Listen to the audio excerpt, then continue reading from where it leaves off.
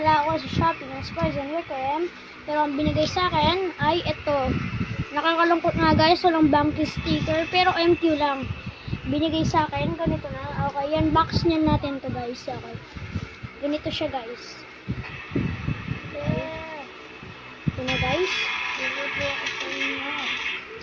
First is yung layer. I feel na parang nakahawak na ako ng Takara Tomy Bay. Layer guys. That's bad. Oh, yung disc na guys. Yung in-order ko ay 0 disc yung nakalagay. Pero bakit 4? Connection driver. Hey, thank you. John C. Zeta. Okay.